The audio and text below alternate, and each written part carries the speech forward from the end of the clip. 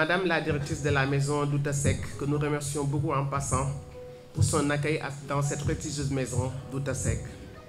Monsieur le Président de l'Association sénégalaise des écrivains, Monsieur le Président du PEN Sénégal, Monsieur le ministre professeur Abdoulaye Iman Kane, parrain de la première édition de la rentrée littéraire au Sénégal, Monsieur le professeur Alioune Badara Diané, qui va prononcer la leçon inaugurale dont le thème porte sur la souveraineté littéraire. Chers éditeurs, auteurs, libraires, professeurs, imprimeurs, bibliothécaires, journalistes, distingués invités en vos rangs, grades et qualités. Tout d'abord, nous profitons de cette occasion pour rendre un vibrant hommage aux éminents hommes de culture qui nous ont quittés. Je veux nommer M. Made Ndiaye, qui a été directeur littéraire aux nouvelles éditions africaines pendant de longues années. Il fut aussi le premier président de l'Association sénégalaise des éditeurs. M. Alioune Badara Bey, auteur de plusieurs ouvrages, qui a créé aussi la maison d'édition Maguilène. Il fut le président de l'Association des écrivains du Sénégal. Il y a un prix Alioune Badara Bey. Nous pensons aussi que M. Made Ndiaye mérite aussi un prix. Parce que c'est des deux personnes de la critique qui ont beaucoup fait pour l'édition. Je propose une minute de silence pour nos chers disparus.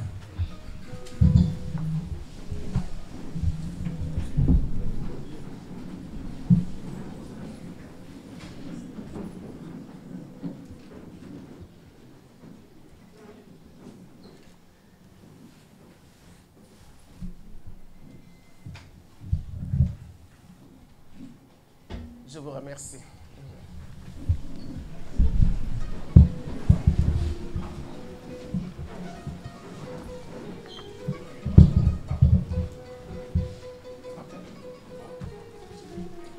C'est pour moi un véritable honneur d'avoir l'occasion de prendre la parole à cette cérémonie de la première rentrée littéraire au Sénégal, organisée par l'Association sénégalaise des éditeurs en partenariat avec tous les acteurs de la chaîne du livre.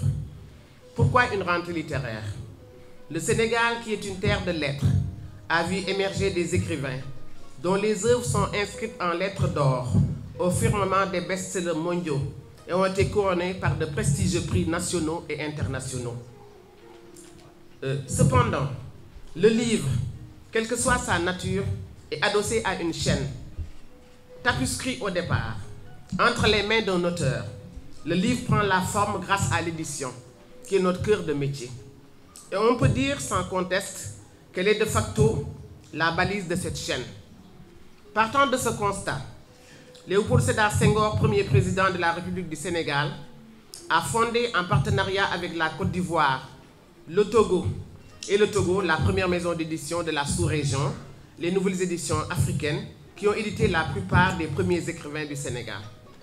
La création de cette maison d'édition, à l'aune des indépendances, a mis en exergue la volonté des présidents Senghor, Houphouët-Boigny et Eyadema de mettre en avant la souveraineté littéraire de nos jeunes pays.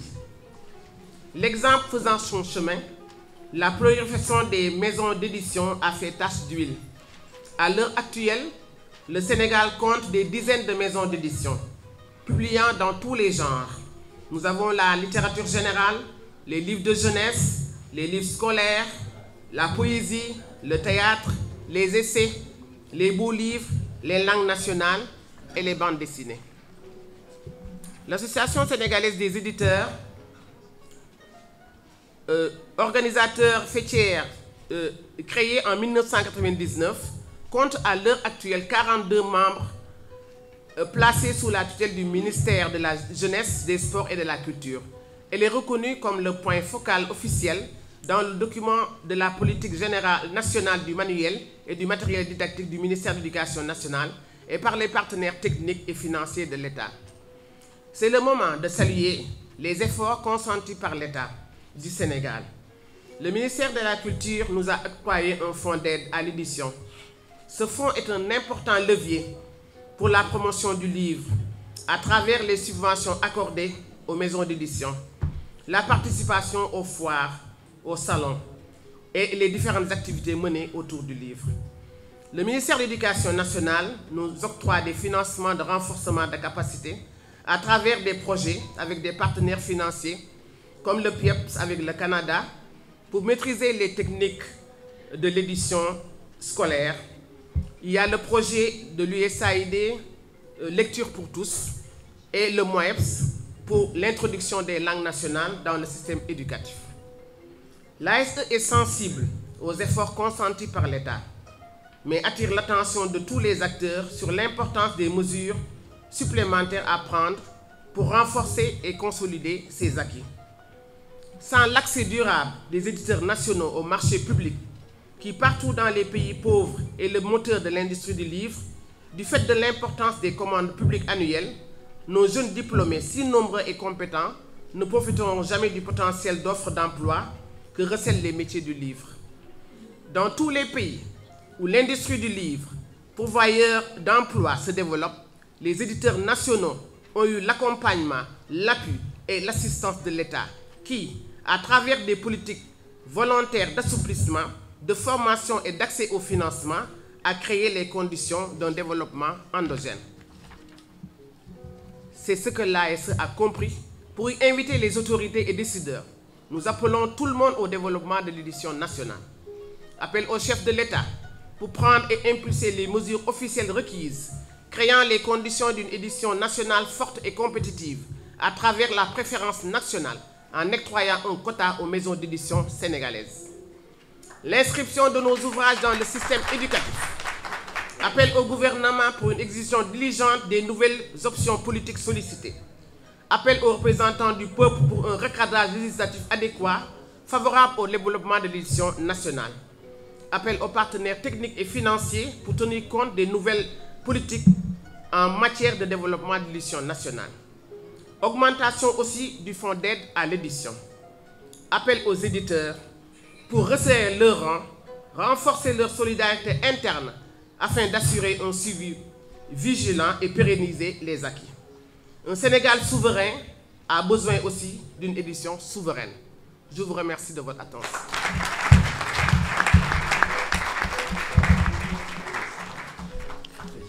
Voilà, merci beaucoup. Voilà, merci. Alors ici, Madame Aminata Sy, cette belle édition. Alors, nous saluons la présence du représentant de Monsieur le ministre de l'Éducation nationale, notre ami Alioune Badara Diop, directeur de l'ENEAD. Sous vos applaudissements.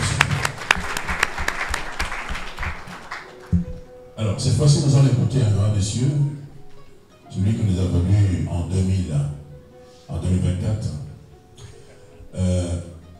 Ce discours magistral, leçon inaugurale lors du concours général 2024, prononcé de façon succulente et belle.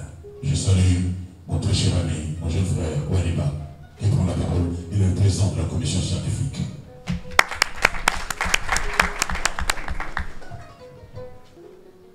Je vous remercie de votre aimable attention. Mais je n'attends pas de vous des ovations, car je n'ai encore rien dit, à part ce que je viens de dire, et à vrai dire qui ne veut rien dire. Chère Assemblée, Mesdames, Messieurs les invités de marque, Mesdames et Messieurs les éditeurs et écrivains, Monsieur le parrain, Monsieur le ministre, vous l'aurez sans doute compris, cette façon d'amorcer mon intervention est pour moi une manière, parmi tant d'autres, de me réchauffer sur le terrain très glissant de la littérature, avec son relief très escarpé, ses ravins et ses impasses, ces anfractuosités, d'où l'on ne sort jamais sans blessure. L'écriture, dont c'est pour beaucoup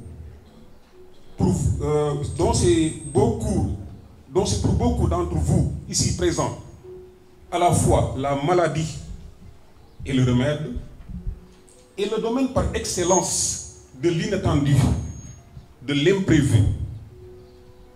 Elle est par excellence cette incroyable aventure dans les dédales du risque, mais qui débouche presque toujours sur des égarements miraculeux, pour ne pas dire nécessaires, car elle rend possible donc l'écriture des rencontres constellées de surprises et qui n'auraient jamais pu se réaliser sans la magie des mots.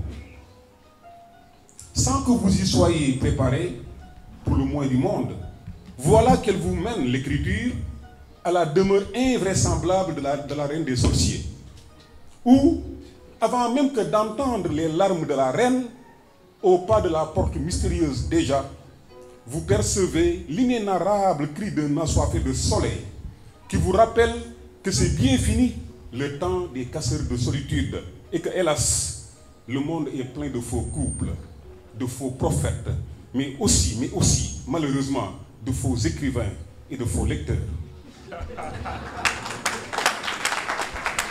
Oui, l'aventure de l'écriture est celle-là qui vous mène à l'orée du trépas, au pays des étonnants voyageurs, où vous accédez sans pièce à conviction, avec parfois même un cœur en location, et où vous vous surprenez à faufiler entre des cris sous la peau, qui devisent avec des rouges silences, à l'ombre assimilée du jujubier du patriarche et d'un baobab fou. L'aventure de l'écriture, c'est l'acte tellement noble de sonder le secret d'une plume pour crever le ciel par-dessus le toit par des mélopées divines. Car si tant est que le temps a une mémoire, c'est bien la plus secrète mémoire des hommes. Depuis plus de 3/4 de siècle maintenant, notre littérature s'est nourrie des fruits de cette aventure singulière, s'ouvrant sur des partout et des nulle part rafraîchissants. Nos chers bouviers de l'au-delà se sont sans doute 1000 fois croisés sur les allées des sphères étoilées. Mais chacun, je dis bien, était occupé à suivre son troupeau.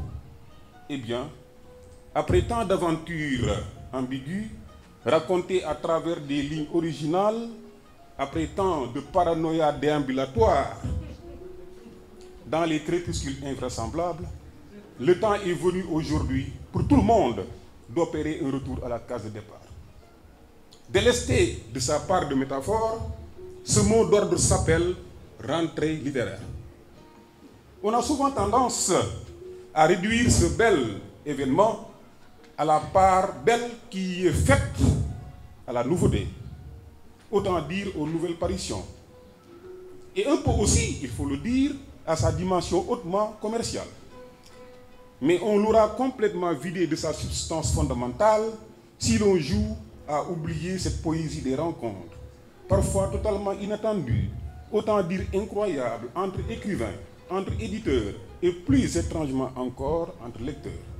Chère Assemblée, il me semble qu'il y a quelque chose de foncièrement magique dans cette effervescence onirique que seul, à vrai dire, la rencontre avec la lettre et l'esprit est capable de réaliser. Je m'explique. Vous, imaginez un instant la délicatesse du plaisir que peut ressentir un jeune lecteur qui, dans un événement comme celui qui nous réunit aujourd'hui, s'offre le privilège de briser toutes les mesures barrières, de violer la distance réglementaire qui sépare le ciel de la terre, pour s'engouffrer dans la garde rapprochée de Maroubo Fall, d'une Sokhna Benga, d'un Idriss Sow Gorkodjo, d'un Khalil Diallo, pour lui caresser sympathiquement la main en lui lançant, avec un sourire débordant d'admiration, « Ah, c'est vous donc qui m'émerveillez par vos livres. » Vous imaginez-vous un instant l'ampleur du sentiment de triomphe qu'éprouve un éditeur recevant par pure formalité un de ses auteurs à son stand et lui confie « Les visiteurs ne parlent que de votre dernier livre. » Enfin, vous imaginez-vous un instant Vous imaginez-vous un instant, mesdames, messieurs, deux écrivains que tout sépare, l'âge, le parcours, le genre pratiqué, les centres d'intérêt, qui ne se connaissent que de nom et qui, à l'occasion d'une rentrée littéraire, s'apprécient mutuellement à haute voix, se serrant et se pressant comme des citrons, avec fort éclat de rire sous l'œil intéressé des visiteurs. Vous imaginez-vous tout ça? Enfin, mais vraiment enfin, vous est-il jamais arrivé une seule fois dans votre vie de vous représenter l'immensité du bonheur, de quantité de livres en tout genre exposés là sur les tables et se livrant ces livres-là eux-mêmes à un dialogue suprasensoriel par-dessus la tête de ceux qui les ont accouchés? Vous imaginez-vous? La fileuse d'amour, épouse d'un certain locataire du néant, racontant à Fergo qui trace sa route, comment du temps de l'Odyssée des oubliés, l'arbre fétiche s'est penché dans la main de Dieu. Mesdames, Messieurs, chère Assemblée, voilà décrite en quelques images survoltées une de ces ambiances surréalistes dans lesquelles une rentrée littéraire peut nous plonger. Évidemment, au pays de Senghor et de Cheikh Hamidou Kane, on peut de bon droit considérer que c'est quand même bien étrange qu'elle n'a lieu pour la première fois que 100 ans après Force Bonté de Bakary Diallo. Mais on ne le dira jamais assez, mieux vaut tard que jamais. Nos voisins sont certes en avance sur nous de quelques éditions, le Mali et autres. Mais si je vous dis qu'ils ne perdent rien pour attendre, vous pourrez vraiment me croire.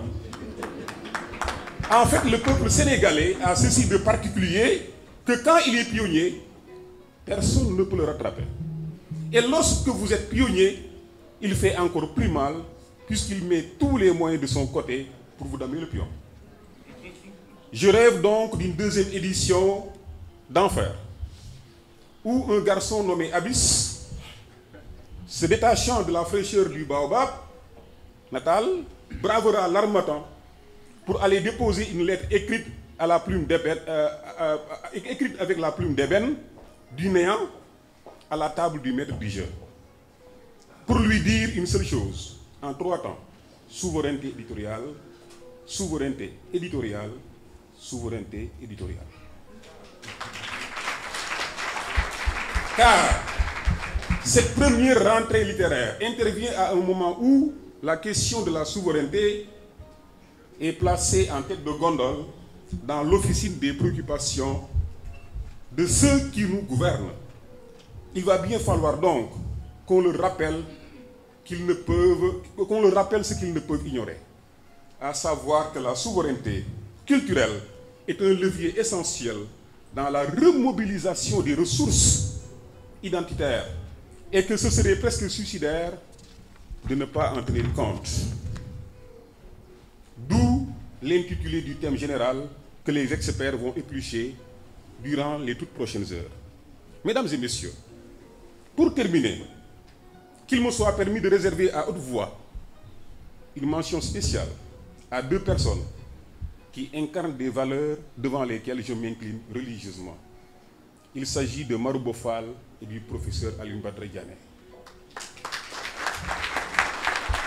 Marouba, parce que si j'ai l'insigne privilège aujourd'hui, M. Senghor, de polluer l'air pendant un quart d'heure avec votre incroyable indulgence, c'est bien à lui que je le dois. Cher Marouba, recevez ici donc mon insigne gratitude. Merci pour la confiance. Merci pour la confiance.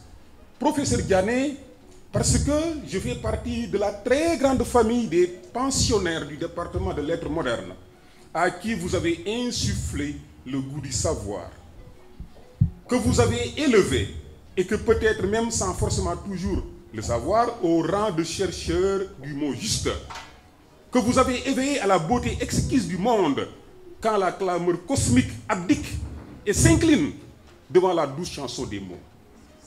Vous êtes à vrai dire bien plus qu'un maître. Et j'ai essayé de faire mienne cette j'ai essayé de faire mien cet appel d'un grand philosophe qui disait que le meilleur service qu'on puisse rendre à son maître, c'est de le tuer. J'ai plusieurs fois essayé, mais je n'y arrive pas. Donc c'est pas faute d'avoir essayé, cher maître. Je vous remercie. Voilà, merci, Monsieur Waliba. Je vous demande encore de l'applaudir très fort.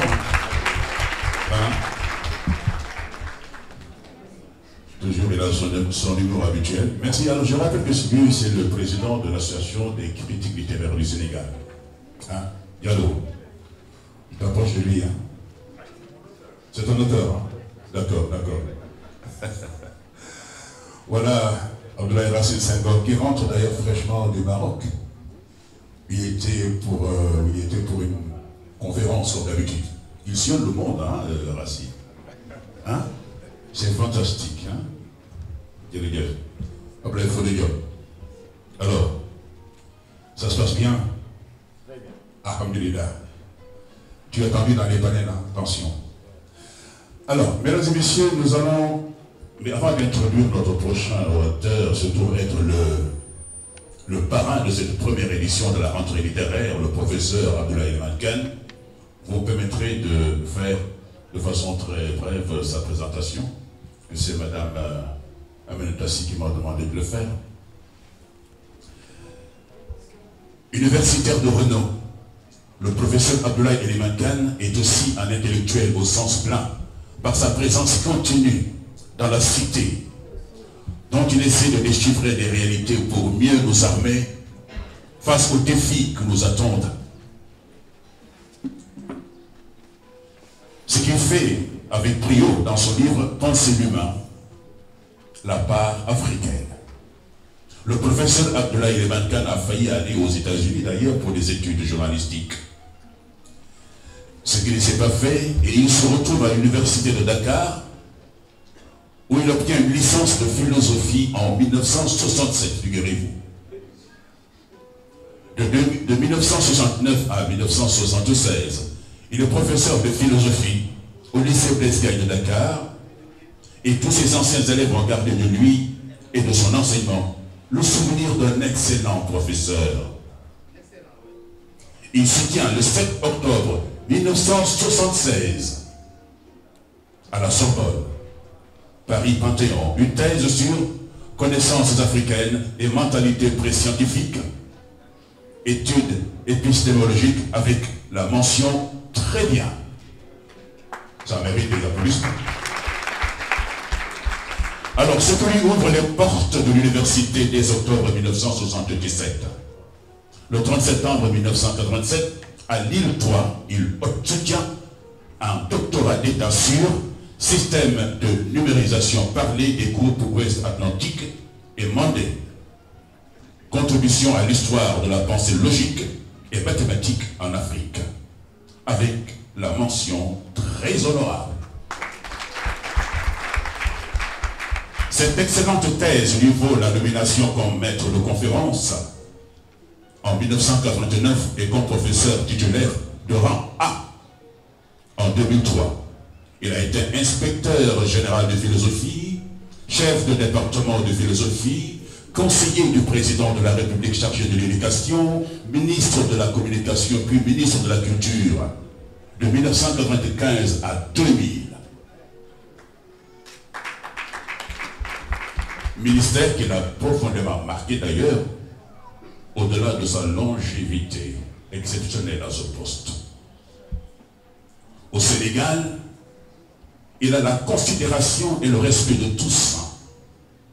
Comme ministre de la communication d'abord et de la culture ensuite, il a voyagé à travers le monde et produit un nombre impressionnant d'ouvrages et d'articles philosophiques. Heidegger disait que la philosophie et la littérature se tiennent sur des monts opposés, mais disent la même chose. Aussi, notre philosophe a produit une œuvre littéraire appréciable, dont voici quelques titres, dans le conte.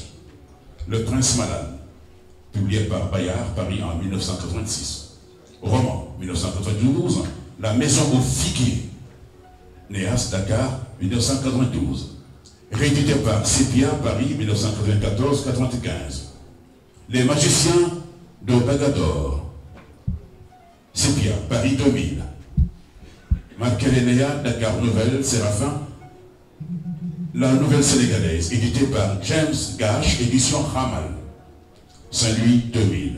Les 5 secrets de mon père, Néas, Dakar, 2003, La femme parfum. Il faut lire La femme parfum.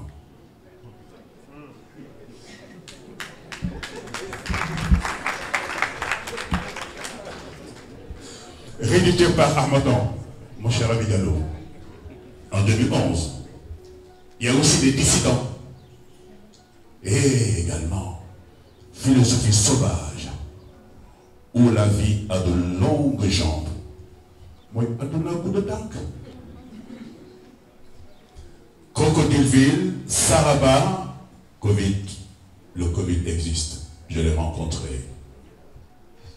Éloge des identités, de l'universel au particulier, qui constitue ses mémoires. Le professeur Ibrahim Khan est chevalier de l'ordre national du Lion de la République du Sénégal, l'ordre des arts et des lettres de la République française, grade de chevalier, Paris, 8 juillet 1996, République italienne, ordre du mérite, grade de grand officier à Rome, le 2 juin 1999.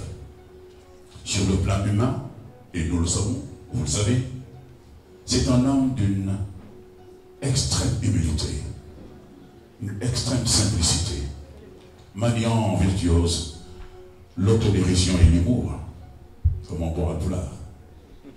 Quelques qualités peu rares sur le tropique. Mesdames et messieurs, voici le moment de conclure.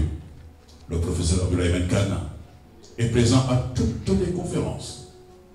C'est vrai. À toutes les présentations de livres, et surtout qu'elle a le temps d'écrire. En faisant d'Abdoulaye Khan le parrain de cette première édition de la rentrée littéraire au Sénégal, les acteurs de la chaîne du livre ne pouvaient faire un choix plus judicieux. Ils honorent les philosophes et les écrivains. Nous vous remercions encore une fois au nom de la famille et de tous ses amis et proches. Nous vous remercions de votre aimable, très aimable attention, mesdames et messieurs. Professeur, vous avez la parole.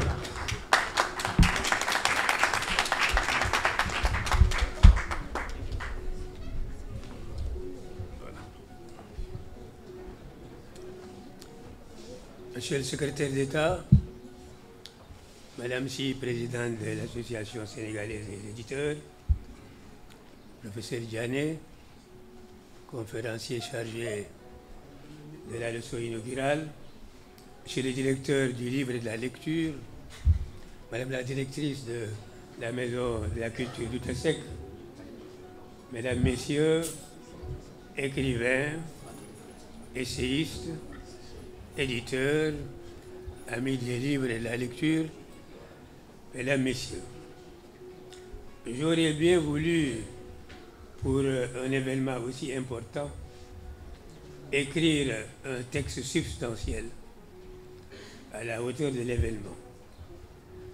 Mais je dois pour quelques jours encore observer les prescriptions de mon médecin, dû au fait que un long commerce avec l'ordinateur, pour des raisons faciles à comprendre, j'ai attrapé ce qu'on appelle une arthrose cervicale, et pour ne pas l'aggraver, éviter l'ordinateur et de décrire trop longtemps.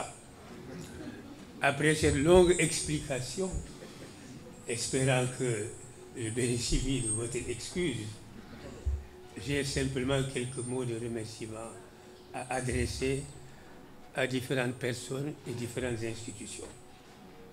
D'abord, aux organisateurs, initiateurs de cet événement littéraire, une première dans notre pays, avec à la tête Madame Si, que je connais bien pour avoir fréquenté assez longtemps la maison d'édition des nouvelles éditions africaines. Et remercier aussi le monde des lettres et du livre, avant de remercier les éditeurs sur une question très simple et précise ce que je leur dois et pourquoi je dois leur remercier. Ce que je dois au monde du livre et de la lecture, et pour m'en tenir simplement au parrainage qu'on m'a confié et qui est grand honneur pour moi, je vais finir par croire que je suis un peu lié au parrainage. C'est d'abord, il y a une dizaine d'années, la direction du livre et de la lecture qui m'a fait l'honneur de me désigner parrain d'une édition de la Foire internationale du livre et de la lecture, à l'époque où le professeur Lo et notre amie Mariam Loïfal étaient à la tête de la direction du livre et de la lecture. C'était un événement important pour moi. Ensuite, l'association des écrivains du Sénégal, à l'occasion d'une des éditions de la Journée internationale de l'écrivain africain. Et voici que cette fois-ci également, la pensée à moi. Après l'avoir été à la suite d'écrivains prestigieux, et c'est le trop long d'énumérer les noms de ceux qui m'ont précédé dans ce domaine. Si je cite Cheikh Hamidou Kane, qui est pionnier dans cette affaire, je crois que ça suffira pour comprendre les autres. Et vous allez dire que, en ce qui concerne les livres et la lecture, j'ai aussi à remercier fondamentalement les éditeurs. Ce que les éditeurs doivent aux écrivains, les écrivains le doivent aussi certainement beaucoup aux éditeurs. Je n'aurais certainement pas été connu comme écrivain si, il y a longtemps, quand je dis longtemps, c'est pour moi le XXe siècle, c'est déjà une dimension lointaine. C'est comme si on parlait d'un autre millénaire, et c'est effectivement un autre millénaire, quand des amis travaillant à la maison d'édition Bayard à Paris, éditeurs, m'ont demandé d'écrire un conte pour enfants, alors que je n'avais jamais fait une chose pareille. Ils ont dû d'ailleurs corriger mon texte 5 ou 6 fois, parce qu'ils trouvaient que j'écrivais plus pour des adultes que pour des jeunes. Ils montraient bien qu'il n'est pas facile d'écrire pour des enfants. Ensuite, les nouvelles éditions africaines du Sénégal. Et là, j'ai une pensée pieuse pour mon ami Madine Ndiaye, qui était directeur du département littéraire et où j'ai publié mon premier roman, La Maison au Figuier. À l'époque, le directeur d'ENEA, c'était le magistrat Doudou Ndiaye, qui a été un ami d'enfance. Nous avons vécu ensemble dans ce quartier où se trouve la maison d'Elika, la maison du Tassek, à 2 rues d'ici, où j'ai grandi, en fréquentant l'école Médina d'ici, avec Doudou Ndiaye, et que je retrouve étant ministre de la Culture, directeur des nouvelles éditions africaines du Sénégal. Ensuite, d'autres éditeurs, une première publication de La Femme Parfum aux presses universitaires de Dakar, qui a fait un peu long feu, et ensuite est arrivé le docteur Abdoulaye Diallo, qui a ouvert les portes des nouvelles éditions et où j'ai publié beaucoup d'ouvrages. Mais je pourrais aussi citer nombre d'éditeurs aujourd'hui qui permettent à des jeunes écrivains de se faire connaître. Seydi Sow, Ahmed Lamine Sall, Alioune Badara Bey, dont on a parlé tout à l'heure, et les autres m'excuseront de ne pas les citer tous, mais c'est important. Pour ne pas garder la parole trop longtemps et après avoir félicité, remercié du fond du cœur ces institutions et ces personnes, je voudrais dire un mot seulement sur le thème de cette édition. Et de ce point de vue, je me rappelle une formule de Karl Marx.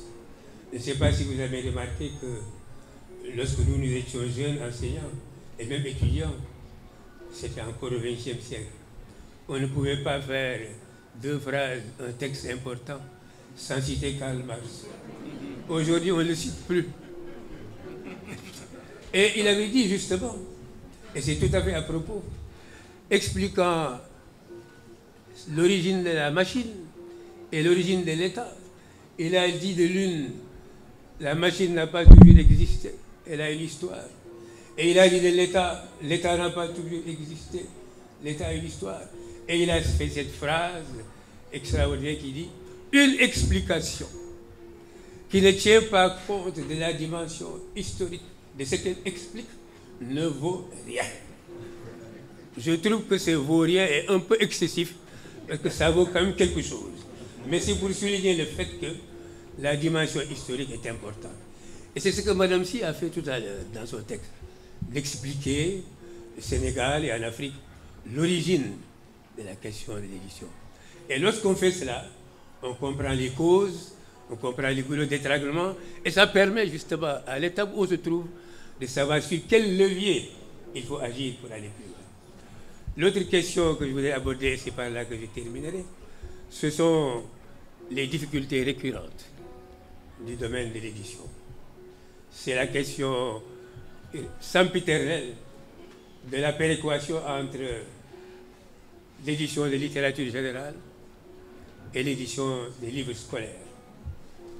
La dernière étant plus substantielle, devant ou pouvant financer l'autre. Et si elle est extravertie, ou si elle n'est pas suffisamment implantée dans le pays, on comprend évidemment les difficultés de la question. Et aussi des problèmes qui ne dépendent ni des éditeurs, ni de l'État, mais qui dépendent aussi en partie des populations.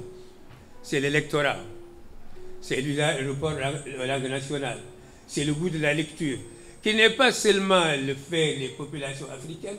Lisez les statistiques, regardez les documents du monde, vous verrez que la déperdition en matière de lecture a frappé même les pays occidentaux, où pourtant l'alphabétisation n'est pas un problème.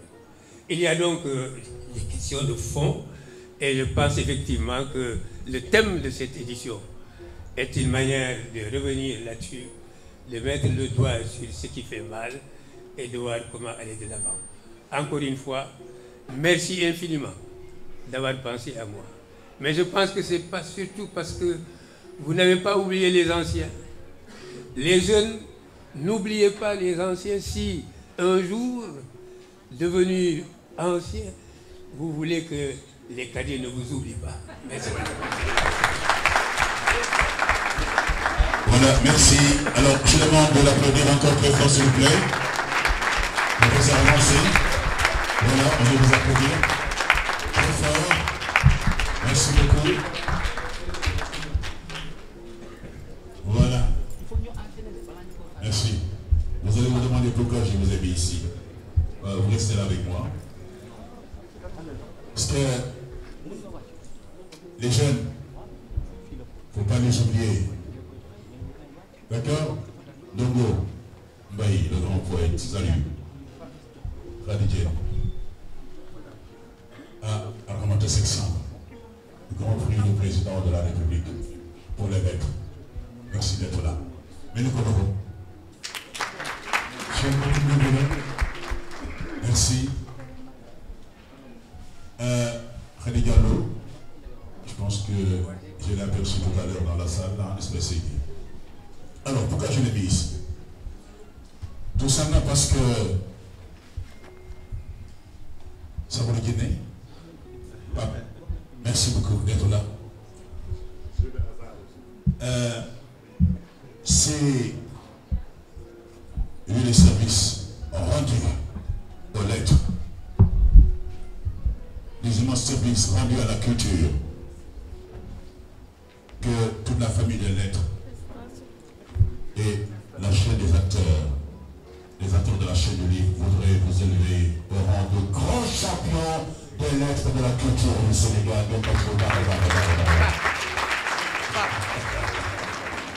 Monsieur Gagnon, merci. Je n'aimais que le Gagnon soit là.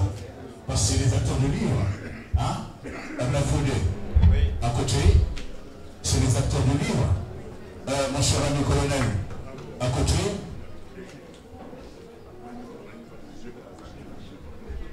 Monsieur le ministre, qui va nous remettre. Voilà. Un encadrement. Wow. Wow. C'est les éditeurs, c'est les écrivains, les Guinéens. Fodé, voilà. Voilà, c'est bien. Monsieur Ibrahim Lo, c'est le directeur du livre et de la lecture. Ah, Diané, il veut bien. Ah, tout le monde, d'accord, parfait. Voilà. Ibrahim Lo, directeur du livre et de la lecture, merci beaucoup. Monsieur le ministre secrétaire d'État Bakary Sarr qui est là, qui est professeur. Hein? Il est ministre mais il est professeur à l'UCAD. C'est bien à savoir. Oui, à l'Institut des Arts et de la Culture. Voilà, qui va le remettre. Voilà. Wow, Aminata Si, qui est la présidente de l'association des éditeurs du Sénégal. Le président de PEN Sénégal, Abdel Fodelion, le président de l'association des écrivains du Sénégal. Wow, merci beaucoup.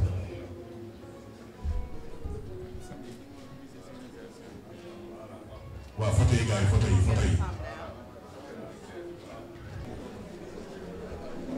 Monsieur Bakary Sarr, ministre secrétaire d'État à la Culture. Monsieur Ibrahim Lo, directeur du livre et de la lecture. Madame Abi Faye, directrice de la maison de culture d'Outasek. Madame Aminata Si, présidente de l'association sénégalaise des éditeurs. Monsieur Abdoulaye Fodé Ndione, président de l'association des écrivains du Sénégal.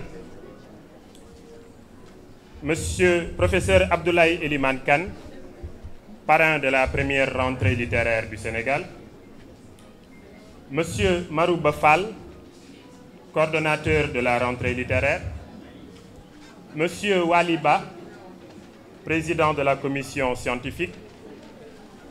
Mesdames, Messieurs, éminents membres de la chaîne du livre, Excellences, autorités intellectuelles et administratives,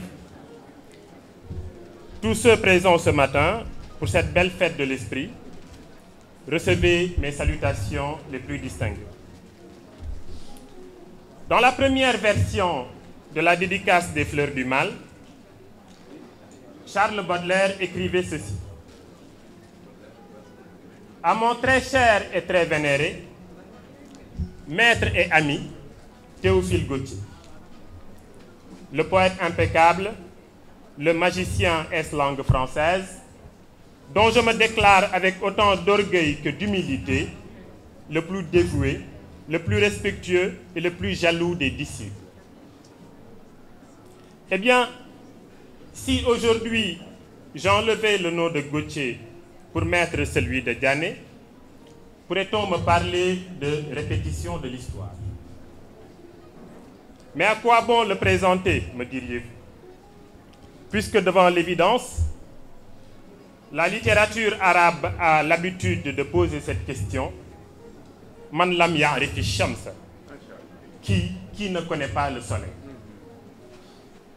Mais permettez-moi, pour aujourd'hui, de penser que la répétition charrie une certaine pédagogie. Alioune Diané est docteur de l'Université de Paris en 1989 sur la thèse « Le modèle poétique protestant dans la littérature française du XVIe siècle et du début du XVIIe siècle ».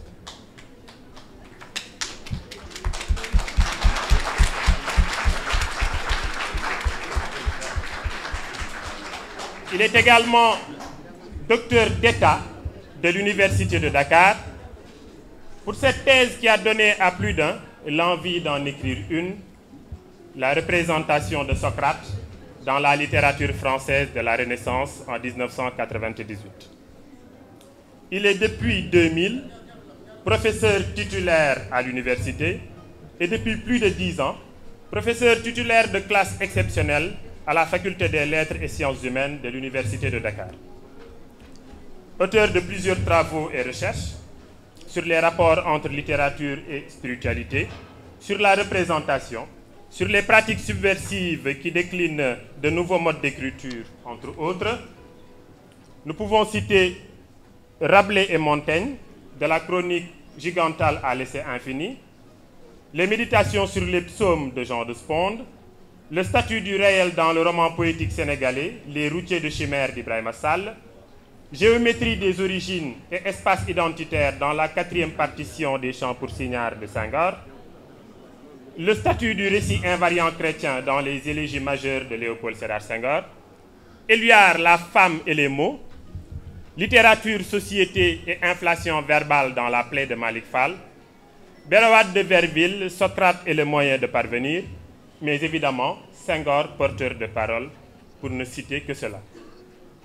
Par ailleurs, il a présidé aux destinées des presses universitaires de Dakar pendant plusieurs années.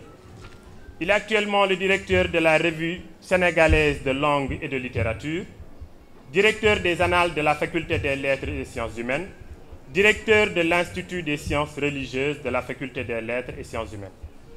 Mais pour beaucoup, il est le Socrate qu'il fallut à Platon. Il est le Platon qu'il fallut à Aristote. Il est l'Aristote qu'il fallut à tout le Moyen-Âge. Il est l'Erasme qu'il fallut à Rabelais. Il est le Balzac qu'il fallut au roman, mais le Baudelaire qu'il fallut à la poésie. Il est le porteur de parole, bien évidemment, mais il est réellement l'abstracteur de quintessence qui permet de jeter des fonds du gouffre de l'ignorance le pont vers les hautes sphères de l'intellect. En effet, c'est l'humaniste intégral, ce pasteur des esprits vers l'érudition, que j'ai l'honneur et l'audace de vous présenter aujourd'hui. Oui, mais c'est l'éducation.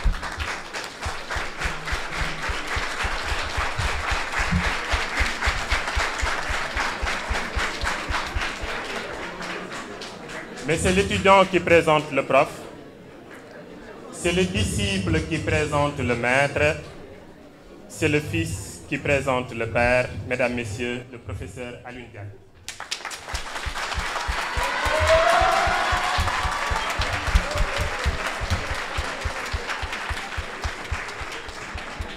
Monsieur le ministre parrain, mesdames, messieurs les directrices et directeurs, messieurs les éditeurs, les écrivains, nos étudiants et nos élèves dont la présence me rassure. Nos élèves dont la présence me rassure. Hein? Ça va m'obliger de temps en temps à baisser les niveaux.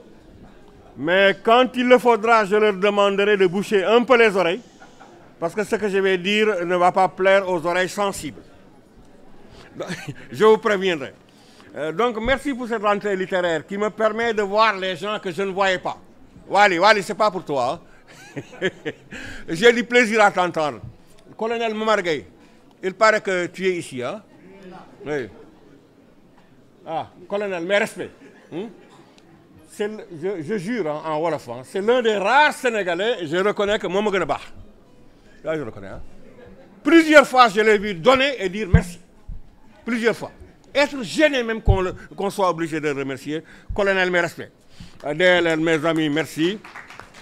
DG de l'Harmattan, merci. Seydi, président Racine, Madame Diagne, général, mes respects. Nous avons suivi les cours de son mari en 1986. Quand on était en licence, c'était sur Nietzsche et les philosophies de soupçon. J'ai jusqu'à présent ces cours-là. Mes respects général, vous transmettez mon salut aux profs. Messieurs les éditeurs, merci. Messieurs les écrivains qui nous honorent également, merci. Souveraineté littéraire, possibilités et perspectives. Je vais juste tracer quelques éléments qui sont essentiels. Nous ne sommes ce que nous avons à être que quand nous écrivons. Nous ne sommes ce que nous avons à être que quand nous lisons. Parce que nous sommes tous citoyens de la République des lettres. Cette fameuse République des lettres dont parlait tout à l'heure Mohamed. Dans cette République des lettres, la naissance ne compte pas. Dans cette République des lettres, la naissance ne compte pas. Ce qui compte, c'est essentiellement le mérite personnel. Je change. Ah, d'accord. Donc, dans cette République des lettres, la naissance ne compte pas. Ce qui compte, c'est le mérite personnel. C'est pourquoi Erasme, dont parlait tout à l'heure Mohamed, est remarquable par son travail sur l'esprit. De quelque part, il dit qu'on ne naît pas homme, on le devient. Et on le devient par l'éducation. L'arbre peut produire 50 kilos de fruits. Je fais des greffages. Il produit 150, il demeure un arbre. Le cheval peut courir 200 km à l'heure. Je fais des croisements, il court 250, il demeure un cheval. L'homme, par l'éducation maintenant, il ne naît pas homme, il le devient. Donc, educere, du latin, c'est conduire hors. Conduire hors de quoi? Conduire hors des ténèbres de l'obscurantisme, parce que celui qui possède l'éducation possède un plus. Tous les écrivains, là, Wali l'a dit, sont des exceptions qui ne confirment aucune règle. Exceptions qui ne confirment aucune règle. Donc on n'a pas de directive à leur donner. Ils sont dans une république qui est essentiellement dominée par la liberté. Hein. Donc, et dans cette institution littéraire, qu'ils soient romanciers, philosophes, ou bien le tout à la fois, comme mon ami Marouba, ils partent d'une parole ordinaire pour prononcer une parole littéraire. Une parole littéraire qui surgit des profondeurs, des fondements plus exactement. Dans, par exemple, la Ballade du Sabador, cette parole littéraire, elle se fonde d'abord sur le dialogue avec la page blanche. Tous les écrivains vivent cette angoisse-là. Ils sont devant une page blanche. Qu'est-ce qu'il faut faire? On met un mot, ensuite un mot, ensuite un mot. La ligne est finie, je passe à la ligne suivante, de paragraphe en paragraphe. Donc, l'écriture est un déplacement, comme le disait tout à l'heure Wali, un voyage. L'un des poèmes les plus célèbres de la littérature française, c'est Demain des l'aube. Qu'est-ce qui se passe là-bas? Rien. Demain des l'aube, à l'heure où blanchit la campagne, je partirai. Il n'est pas parti. Je ne regarderai pas, il est toujours dans sa chambre. Et quand j'arriverai, il n'est pas encore parti.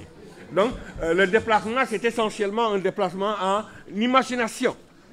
Et pour ça, les hommes de lettres sont très forts hein, pour l'imagination. Vous voyez, on parle d'amour, Doudou, Fatima. Mais l'amour, finalement, est élargi à une dimension universelle. C'est le ciel et la terre qui sont concernés. Le ciel étant le principe masculin, la terre le principe féminin, la transmission se faisant par la pluie. Regarde, Senghor dit quelque part, sourire de soleil sur les lèvres bleues de la mer. La mer étant envisagée comme une femme, ce qui, le développement nous entraînait un peu là. Il y a dans cette République des lettres une indépendance totale. L'écrivain, il a une seule hantise, il faut qu'il soit lu. Il faut qu'il soit discuté et lu. Il drague littéralement les lecteurs. Vous voyez, Baudelaire, hypocrite lecteur, vous croyez qu'il vous insulte? Il ajoute mon semblable, mon frère. Montaigne est un peu plus civilisé. Hugo, insensé qui croit que je ne suis pas toi. Le Traiamo, que certains d'entre vous connaissent, c'est le français de Montevideo. C'est l'homme le plus insolent de la littérature mondiale. Hein? Quelque part, il se présente. Je suis sale. Je suis tellement sale que les porcs, s'ils me voient, vomissent. Sous mon aisselle gauche, un nid de crapauds qui me chatouillent avec leur langue. Il est dans l'introduction. Hein? Il joue avec les lecteurs. Aucun d'entre vous ne peut lire 3 minutes sans refermer le livre et dire tcham. Quand vous faites ça, c'est lui qui gagne. Essentiellement ça, puisqu'on est dans l'histoire. Donc l'œuvre a besoin d'une conscience pour s'accomplir. Cette conscience, c'est la conscience du lecteur. Assia Diabar, dont monsieur le ministre est spécialiste là, vous voyez son rapport avec, comment elle s'appelle encore, monsieur Mireille Kare-Grouba. Le rapport avec Assia Diabar, c'est un rapport qui est remarquable et qui permet de repenser des choses sur lesquelles, malheureusement, je ne peux pas insister. Donc, l'œuvre a besoin d'une conscience pour s'accomplir. Et là, il faudra le dire, hein, les Français nous ont caché beaucoup de choses. Hein. Oui, ils nous ont caché beaucoup de choses. Hein. Pour comprendre ça, il faut aller vers les Allemands. La réception, c'est eux qui nous ont appris à comprendre que l'œuvre est destinée à un lecteur, mais ce lecteur peut être vous, peut être moi. Il y a des gens qui ne lisent très bien que quand ils sont enfermés dans les toilettes. Il y a le lecteur et il est inscrit à l'intérieur du texte essentiellement. Donc, la souveraineté est fondamentale. L'œuvre est un passeur, comme le dit Élie Charles. C'est un passeur, comme le dit Élie Charles, comme le dit également Samba Ndiaye dans Les Marrons du Feu. Il a un poème intitulé Le Passeur. Vous voyez, l'un des textes les plus célèbres de la littérature mondiale, c'est Pantagruel de Rabelais, 1532. Au chapitre 9, on dit « Voyez-vous cet homme qui arrive par le chemin du pont de Charenton ?» Qui arrive par le pont de Charenton, la métaphore du déplacement. La métaphore du déplacement qui est fondamentale. Ce déplacement maintenant est un déplacement dans l'espace. Wali a parlé tout à l'heure des bouviers de l'au-delà. Pour ceux qui ne le connaissent pas, c'est de Ibrahim Assal. Mais lisez plutôt son texte qui est remarquable, c'est les routiers des chemins. Vous voyez la manière dont les chaussures des promeneurs sont collées d'une certaine manière à la rue. Vous voyez également, Rahmatou, on me dit qu'elle est là, mais je ne la vois pas, dans Fergo, ta route, tu traceras. qui s'inscrit dans le sillage de Audiberti. Fréquente les routes qui partent de toi. Dans Fergo, ta route, tu traceras le Mali, le Burkina, le Bénin, le Cameroun, le Nigeria, etc. C'est essentiellement le déplacement. Et ce déplacement permet essentiellement maintenant de mettre en rapport avec Montaigne, qui est remarquable, le XVIe siècle. Dans les essais, il disait « Qui ne voit pas que j'ai pris une route par laquelle j'irai autant qu'il y aura d'encre et de papier au monde ». Donc l'écriture n'est pas en jeu. Elle se superpose à la vie et elle ne peut être arrêtée que par la mort. C'est un acte essentiellement existentiel. Maintenant, cette souveraineté dont parlait Walila, elle impose une attitude. Hein. Vous voyez, chez nous, si je veux écrire, je m'enferme dans ma chambre, je bois mon café, j'écris. Que va dire le social? De 6. Au lieu de venir prendre le thé avec nous, il s'enferme seul. Est-ce qu'il n'est pas en train de devenir fou, ça d'ailleurs? Parce que de temps en temps, je l'entends parler tout seul. Or, vous êtes en train, c'est dit, de répéter vos phrases pour voir de la façon dont elles s'articulent. C'est essentiellement le travail littéraire, un travail sur les mots. Contrairement à ce qu'on pense, ce n'est pas un travail sur les idées, c'est un travail sur les mots. La matière première, c'est le mot. Le langage ordinaire tue la poésie, mais à travers des mots réévalués, rendus supérieurs, cristallisés à la flamme d'une inspiration plus haute, on réalise le travail littéraire. Le modèle, ils ne le disent pas. Le modèle, c'est Dieu. Seul Malraux a osé le dire. Hein. Il dit quelque part, tout écrivain rêve d'être Dieu. Il a osé le dire. Parce que quoi? Dieu crée avec le langage. Les écrivains, vous serez heureux de dire roman, de laisser le roman se créer tout seul. Moi, je serais heureux de dire conférence, de laisser la conférence se faire tout seul. Je ne peux pas. Dieu, quand il dit arbre, vous entendez arbre, mais vous voyez le mot, vous voyez l'arbre. Quand il dit Fiat Lux, on entend, mais on voit immédiatement la lumière. Il crée avec le langage. Nous, on ne peut pas. On fait semblant qu'on peut, mais essentiellement, on ne peut pas. Donc, voilà. Des mots et non des idées. Des mots. Vous voyez, Prévert, c'est l'un des poèmes les plus célèbres de la littérature française. Le titre est en anglais, mais le poème est en français. Trois allumettes, une à une allumée dans la nuit. La première pour voir ton visage tout entier. La seconde pour voir tes yeux. La troisième pour voir ta bouche. Et l'obscurité tout entière pour me souvenir de tout cela en te serrant dans mes bras. C'est juste ça le travail littéraire. C'est comme si vous frottez une allumette, touf, et puis vous avez l'obscurité tout entière pour vous souvenir de tout cela. C'est pourquoi d'ailleurs Cortázar, l'Argentin là, Julio Cortázar, disait qu'il y a des carambolages du sens pour essentiellement en arriver à la forme. Le texte donc vient du latin textus, ça Madame Diagne peut en témoigner, files d'amour, le tissu. C'est une métaphore qui est appliquée à la biologie, à la littérature et au tissage. Les tisserands du rêve, disait d'ailleurs la regrettée mère, qui est remarquable là, Fan Ndiaye Sow. Les tisserands du rêve, disait-elle, c'est essentiellement un travail sur les mots. J'ai cité tout à l'heure Prévert, il y a également Apollinaire que vous connaissez peut-être, qui parle de la femme en disant elle avait un visage aux couleurs de France, les yeux bleus, les dents blanches, les lèvres très rouges. Si vous commettez l'erreur de penser qu'il parle de la femme, ce n'est pas bon. Il parle des mots. Les mots, on les marie, ils sont entre eux et ça crée essentiellement la littérature. Dans la filesse d'amour, par exemple, l'auteur nous montre que il faut bien écrire. Le premier devoir de l'écrivain envers la société, c'est de bien écrire. Marouba, qui est prof de français, le sait très bien. L'écriture le texte est une leçon d'écriture. Demandez à Mme Diagne combien de temps elle passe sur une phrase. Demandez à Rahmatou comment elle s'est débrouillée pour que tout le monde tombe amoureux de la Congolaise dont il parle là, la Félicité Lisaïla Kapinga.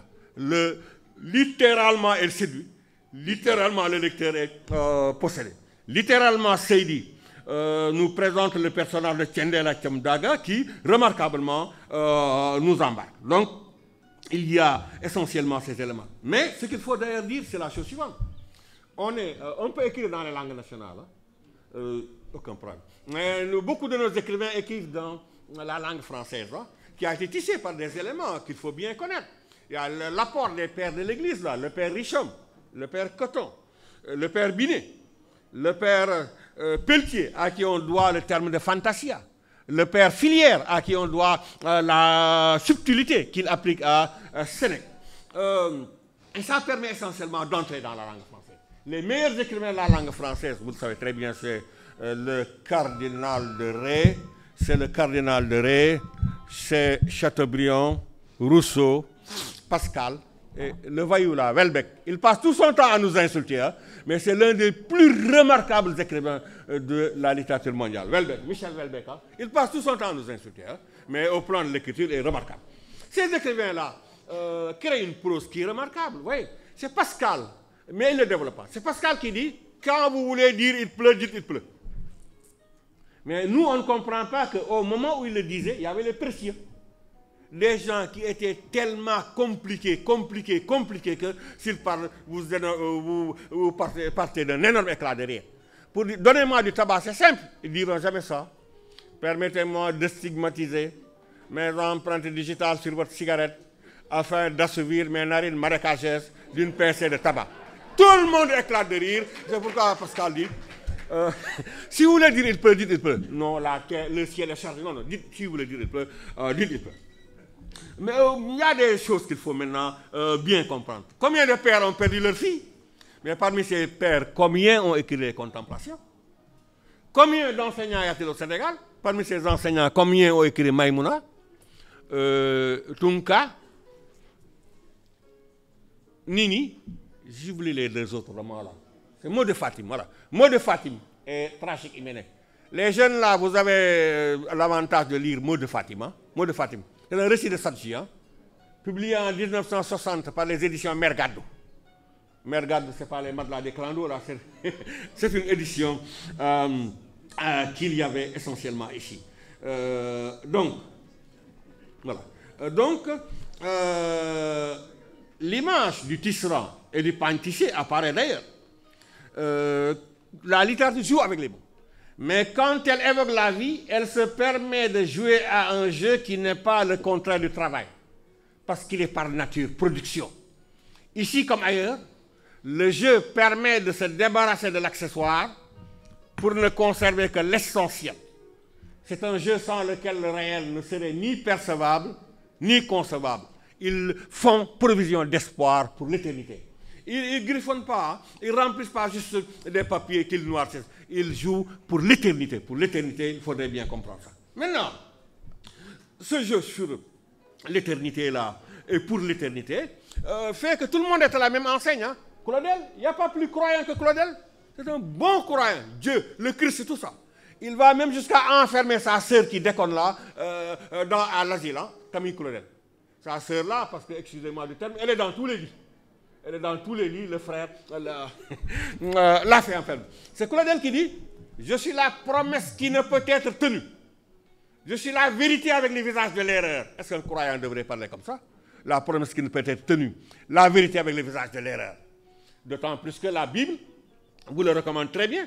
Mais ça, je sais que les Sénégalais vont sauter rapidement. Ils ne vont jamais lire ce passage-là. C'est la Bible qui dit que votre oui soit un oui, que votre non soit un non. Le Sénégalais, non, peut-être, il se peut que. Il n'est jamais clair, hein? Que votre oui soit un oui, que votre non soit un non. Ce que vous ajoutez vient essentiellement du méchant, Claudel et Cocteau, qui sait par ailleurs, hein? Je suis un menteur qui dit toujours la vérité. Donc, ouais, ce menteur, il est au même niveau que Claudel dans la création littéraire et tous nos écrivains connaissent ça. Mais ce qui est essentiel dans ce travail, c'était le jeu sur le langage, le papier. Tous les écrivains parlent au papier, comme dit Montaigne. Je veux parler au papier. Je veux parler au papier, comme dit Montaigne. Mariam Maba ne dit pas autre chose. Vous voyez, Ramatoulaye Aïssatou. Ramatoulaye Aïssatou. Elle perd son mari, social. Période de veuvage, social. Elle écrit un cahier, c'est plus du social, c'est de la littérature. C'est de la littérature. Si vous voulez connaître la société Lébou, allez lire le philosophe Hassan Silla. Mais lire une Silongrette, c'est lire une œuvre littéraire. Vous voyez la première phrase. J'ai reçu ton mot. On lui écrit une lettre. En guise de réponse, j'ouvre ce cahier. Point d'appui de mon désarroi. Une lettre de 2-3 pages. Elle écrit une lettre de 170 pages. Emportée par son élan. C'est de la fiction. C'est comme le roman de l'américaine Alice Walker qui écrit un texte intitulé « Cher bon Dieu ». Cher bon Dieu. Ce texte n'aura jamais de réponse. Parce que là, il n'y a jamais eu d'Aïssatou, ça descend à la Motoulaye. On est essentiellement là dans la fiction. C'est une opération donc verbale, opération verbale. L'écrivain est dans un atelier d'écriture, il est dans un laboratoire. Mallarmé nous dit quelque part, il veut rendre plus purs les mots de la tribu. Mais voyez ce qu'il fait. Dès le début, il me dit qu'il ne peut pas faire ce qu'il fait. Hein? Je veux enfermer l'ensemble du monde dans un livre, l'ensemble du livre dans un poème, l'ensemble du poème dans un vers et l'ensemble du vers dans un mot. Ce n'est pas possible, il ne peut pas. Et sur cette impossibilité, il a écrit 6000 pages. Donc essentiellement, on est dans l'ordre de l'opération verbale. Cette opération verbale maintenant va vers la création des personnages. Il y a de puissants personnages. Et là, je m'honore de la littérature sénégalaise. Nous n'avons rien à envier au roman représentatif français. Le roman du 19e siècle, écrit par Balzac, par Stendhal, par Flaubert et par Zola. Vous voyez, Balzac, il a écrit plus de 100 romans. 1, 2, 3, 4, 5, 100. 7000 personnages, 1000, 2000, 3000, 4000. Avec des noms différents, des prénoms différents, habitudes alimentaires différentes. Il peut prendre 30 pages pour décrire un visage. 30 pages pour décrire une maison, mais nous n'avons rien à envier d'une certaine manière ces écrivains-là. Vous voyez, avec Rahmatou dont je parlais là, la belle Moluba, féliciter Lisaïla Kapenga. Vous voyez le Netio de Seydi Sow. Vous voyez le personnage de Tiendala Chamdaga. Mon ami Momar Gueye, Rabi. Et juste également l'excellent romancier là, Le regard de l'aveugle, Mamadou Sam. Il y en a qui préfèrent les larmes de la reine, mais moi je suis du côté du regard de l'aveugle. Oui, dès la première phrase, c'est Platon qui écrit « Il faut que les yeux du corps se ferment pour que les yeux de l'esprit s'ouvrent. » Il faut que les yeux... Donc, les aveugles, je n'ai aucun complexe. Hein. Donc, remarquable. Les possibilités maintenant. Ces possibilités maintenant sont des possibilités infinies. On vous attend juste les écrivains sur le renouvellement. Le renouvellement. Senghor a chanté la femme. Renouvellement. Senghor a chanté la femme, il est célèbre. Mais non, non, non. Ce qu'il a dit à la femme noire, on ne peut plus dire. Il faut renouveler, il faut changer. Gazelle aux attaches célestes. Ceux qui ne comprennent pas français, attaches, c'est ça, les attaches célestes. Dès qu'il dit gazelle, elle est longue. Aux attaches célestes, les perles sont étoiles sur la nuit de ta peau. Il ne dira pas que tu as de belles boucles d'oreilles en or. Et les abeilles d'or, sur tes joues d'ombre, bourdonnent comme des étoiles. C'est remarquable. Le Congo n'est pas une femme, c'est un cours d'eau.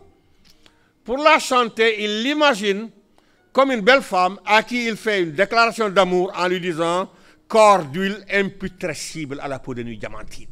Donc, puisqu'on ne peut pas le dépasser, il faut le retourner. C'est ça le sens de l'histoire littéraire française. Le romantisme n'est rien que le renversement du classicisme. Si les romantiques avaient continué à faire comme les classiques, il n'y aurait pas de Chateaubriand, il n'y aurait pas de Madame de Staël, il n'y aurait pas d'Alphonse de Lamartine. Donc, le renouvellement. Le théâtre également. Le théâtre également qui impose le renouvellement et qui essentiellement nous oblige à un certain nombre... On est dans un atelier d'écriture. Les écrivains, ils en ont organisé avec Élie Charles. Je ne sais plus s'ils en organisent jusqu'à présent. Des ateliers d'écriture. Hein. On se réunissait pendant 2 jours sur essentiellement la poésie. Parce que les gens littéraires ne sont pas les mêmes. Hein. Rapidement, pour nos jeunes là, vous voyez le roman. Dans le roman, vous avez espace, temps, personnage, vous avez technique narrative. Dans la vie de tous les jours, je raconte une histoire, on se dit que qui m'a mené fait. Le qui m'a mené fait là, ce n'est pas une critique. C'est un éloge à mes compétences rhétoriques et à ma maîtrise des stratégies de discours. Donc, si quelqu'un d'autre raconte la même histoire, ça n'aura pas la même saveur. Les mamans qui sont dans nos maisons là sont remarquables. Elles n'ont même pas vu l'homme qui a vu l'accident. Mais si elles vous racontent ça, c'est comme si elles étaient au cœur. Elles ont un remarquable talent. C'est le roman. Le théâtre, vous voyez, le théâtre, c'est spécial le théâtre. Il y a le double régime de la parole.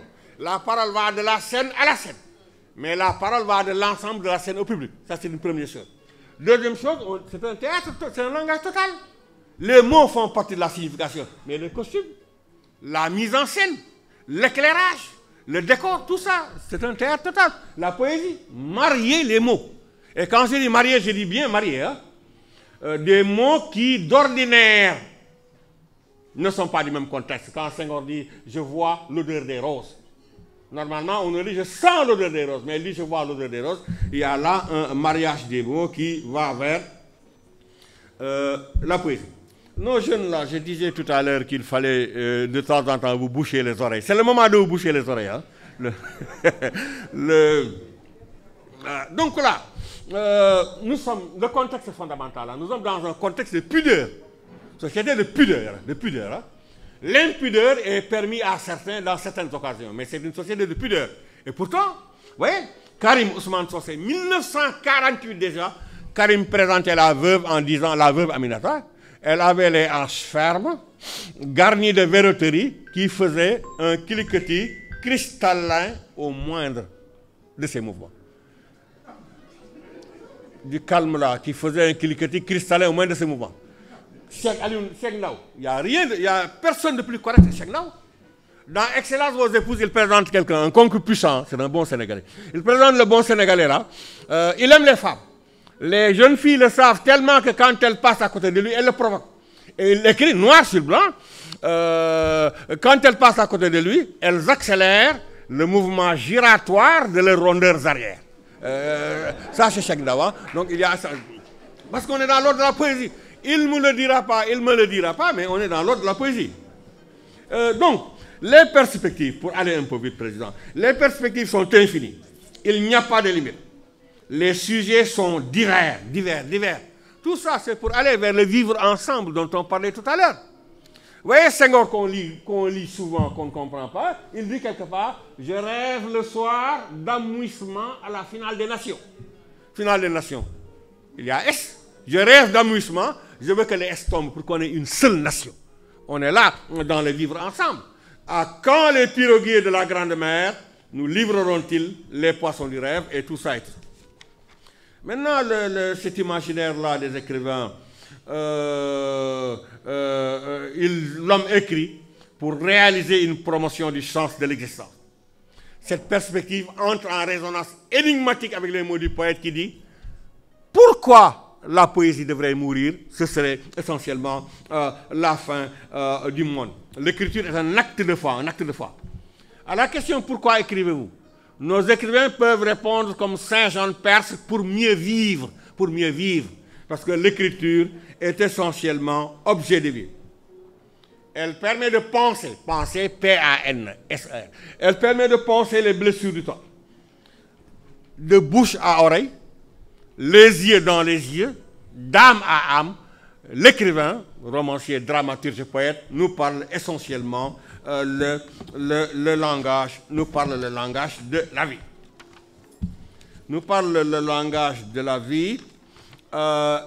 Et pour aller droit à l'essentiel, le texte veut dépasser les forces obscures qui se jouent dans l'homme. L'écrivain, quel qu'il soit, il est 10 heures d'entêtement, il est 10 heures d'exigence. Il est 10 heures d'entêtement, il est 10 heures de refus. Et ça, on est tous d'accord. Les plus beaux textes, les plus belles œuvres, les plus belles pages ne sauraient empêcher ni la faim ni la misère. Ça te le dit très bien. Devant un enfant qui meurt, la nausée ne fait pas peur. Ne saurait empêcher ni la faim ni la misère, mais privé de l'art, l'homme perd le seul moyen de léguer son image à l'histoire. C'est pourquoi d'ailleurs, je ne sais pas si vous connaissez un nom, Dimitri Karamazov. Le pourquoi de Dimitri Karamazov continue à le repentir. L'art et la révolte ne mourront essentiellement qu'avec le dernier homme. L'idée est bien connue. Hein? Elle a été exprimée par Hölderlin, par Heidegger. L'homme habite poétiquement la terre. L'homme habite poétiquement la terre. C'est pourquoi sa voix est à la fois portée et étouffée par l'espoir et par l'espérance.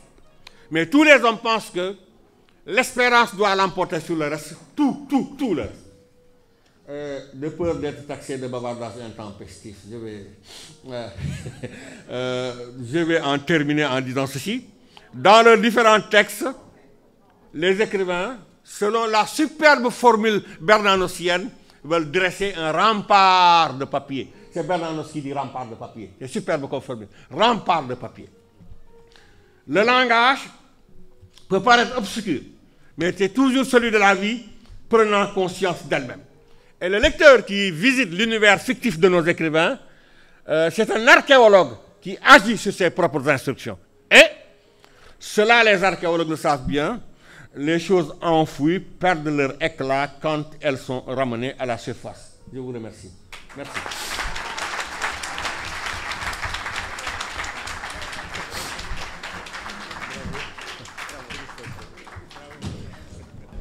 Voilà, merci, professeur Alioune Badara Diané, merci beaucoup. Alors là, oui, évidemment, c'est un océan de livres. Merci beaucoup. Nous avons beaucoup appris. Poète Meïssa Mati Yaye, merci beaucoup. Meïssa, merci, Djeredjef. Djeredjef Meïssa. Mamadou Samb, voilà, Marie Touré, voilà, ils sont tous là les écrivains. Radical Diallo, Pape Samba, merci beaucoup. Oui. Mesdames et messieurs, donc voilà, nous saluons également la présence des élèves du programme Médina Zéro Échec. Voilà, initié par la nouvelle orientation unitaire de la Médina. Voilà, avec notre très cher jeune frère Abdourahmane Diallo, qui en est le président. Alors, nous allons maintenant, mesdames et messieurs, donner la parole à monsieur le ministre secrétaire d'État aux industries créatives, au patrimoine historique et à la culture, le professeur Bakary Sarr, sous vos applaudissements.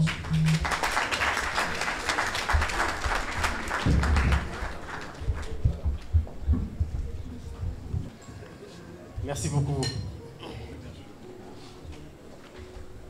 On a eu droit ce matin à ce qu'on peut appeler le pouvoir de la littérature. Mais en même temps, on a aussi fait face ce matin à tout ce qu'on peut appeler le mystère de l'œuvre. J'ai tendance à penser que l'écrivain, l'œuvre, c'est comme la marmite de la sorcière. Ce qui bout dans la marmite de la sorcière, bien malin celui qui peut savoir. Comment est-ce que l'écrivain arrive à construire cet univers de signes et de mots pour que le lecteur s'y retrouve avec tout le protocole et tout également le subterfuge qu'il y a pour essayer de comprendre. Je voulais donc féliciter le parrain, féliciter le professeur Yann. Professeur Abdoulaye Iman Kane, ministre de la Culture, professeur Ali Diané,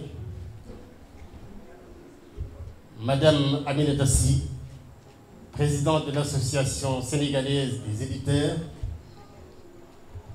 Monsieur Abdoulaye Foli Dione, président de l'Association des écrivains du Sénégal, Colonel Momar Gueye, président du PEN Sénégal, Madame Abi Faye, directrice de la Maison de la Culture Douta Seck, Dr Awa Bokarli, et l'ensemble également des acteurs qui sont présents, les doyens du monde de la culture, les écrivains, l'ensemble des éditeurs de la chaîne du livre, chers invités, chers acteurs du monde du livre et de la littérature. Le 5 février 2025, à l'occasion du Conseil des ministres, Son Excellence, Monsieur le Président de la République, en sa qualité de premier protecteur des arts et des lettres du Sénégal, a décidé d'importantes mesures concernant le livre et la lecture. Dans la mise en œuvre de ces décisions fortes, il a invité tous les acteurs du sous-secteur à s'engager dans le Forum national du livre et de la lecture prévu à la fin du mois de juin et dans l'esprit de la vision Sénégal 2050. Ces engagements de la plus haute autorité appellent à la solidarité et à la responsabilité de tous les acteurs pour que nous atteignions ensemble, selon le principe du Djibouti, les objectifs qui nous ont été assignés. Le département de la jeunesse, des sports et de la culture en relation avec les acteurs s'est d'ores et déjà attelé à la préparation de cet événement qui marquera d'une pierre blanche, je n'en doute pas, la trajectoire du livre et de la lecture au Sénégal. Ce rappel utile témoigne du plaisir que j'éprouve de présider ce matin la cérémonie officielle de la rentrée littéraire au Sénégal. Je salue tous les représentants de la chaîne du livre et de la lecture ici présents. Cette initiative novatrice, portée par l'Association sénégalaise des éditeurs, mais qui embrasse les autres intervenants de la chaîne, témoigne du dynamisme et de l'esprit d'entreprise des acteurs du sous-secteur. Elle s'inscrit parfaitement dans les orientations de notre politique culturelle, dont les grandes lignes ont été rappelées sous forme d'orientation prospective à l'occasion du Conseil des ministres déjà évoqué. La rentrée littéraire est en effet un projet salutaire qui vient compléter un ensemble de très belles initiatives prises par les acteurs et accompagnées par l'institution. Permettez-moi, à titre d'illustration, d'en citer quelques-unes. La FILDAC, le Salon national du livre, le Festival de littérature de Dakar, le Salon du livre féminin, le Salon du livre de jeunesse, le Salon international du livre de Thiès, le concours Miss Littérature, la grande nuit de la littérature sénégalaise au cours de laquelle est décerné le prix Cénacle, la journée internationale de poésie, le biblio-vélo, les jeux concours et bien d'autres initiatives fort belles et utiles à Dakar, dans les régions et au niveau de la diaspora. S'il complète une série d'activités littéraires et culturelles désormais inscrites dans l'agenda culturel national, la rentrée littéraire vient sans doute combler, à sa manière, un vide, celui d'un événement attendu et fondateur qui met en lumière pendant un temps sur les auteurs et la création, avant notamment pour objectif de renforcer les partenariats aussi bien avec l'institution qu'avec le secteur privé économique, afin de permettre que le créateur puisse vivre de son art. Dans des pays à la tradition littéraire établie, la rentrée littéraire est l'un des événements les plus attendus de l'année. Sont révélées à cette occasion les nouvelles publications qui seront en compétition dans les grands prix littéraires, qui boostent les ventes et accroissent la notoriété des auteurs et de leurs œuvres. Je vous invite à cet égard à réfléchir à l'avenir, à un format qui permet un peu plus une grande participation dans une envergure en plus, encore plus importante de cet événement. Je pense que dans l'avenir, pour la suite, nous pourrons, avec le ministère et les acteurs, nous asseoir pour donner encore un cachet beaucoup plus inclusive, avec une communication pour que cette rentrée littéraire puisse être un événement attendu. C'est très important. Je vous invite donc à ce travail. La cérémonie de remise du Grand Prix du Président de la République pour les arts et les lettres, que nous avons l'ambition de relancer, pourrait constituer ce cadre idéal, par exemple. Mesdames et messieurs, à l'occasion de cet événement, je me réjouis du choix que vous avez porté sur deux éminents intellectuels, deux fils du pays aux qualités remarquables, comme parrains et conférenciers. Je veux nommer respectivement les professeurs Abdoulaye Ibn Khan et Aline Badara Diallo. En dehors de leur statut d'enseignant émérite, reconnus par leur père, ces deux grands intellectuels sont de remarquables critiques. qui auront contribué à délier et à nous offrir au sens de maintes œuvres les belles lettres de notre littérature en particulier. Le ministre Abdoulaye Kane, philosophe, romancier, essayiste et poète, est connu pour sa générosité intellectuelle, sa rigueur et son humilité. On peut en dire autant du professeur Alioune Badara Diané, connu comme son attachement profond au travail, un homme exigeant, généreux dans le partage du savoir. Un choix pertinent donc si on le rapporte notamment au thème de cette rentrée. Souveraineté littéraire, possibilités et perspectives. La réalisation de la souveraineté exige que nous cultivions d'abord le sens de l'éthique.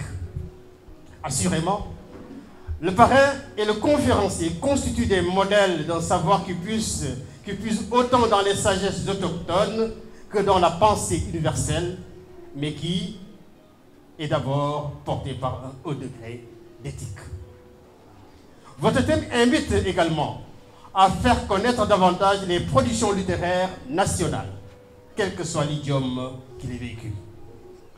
La promotion et la valorisation de la production littéraire nationale est en effet un fort enjeu de souveraineté, car la littérature, est-il besoin de le rappeler, est un puissant vecteur de connaissance des cultures et de la psychologie des communautés.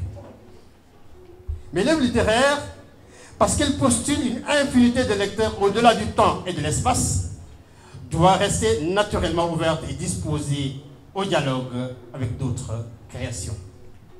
Cela signifie que la souveraineté ne saurait s'assimiler au repli sur soi, lequel serait contradictoire avec l'œuvre de création qui a pour vocation de s'adresser à l'humanité tout entière.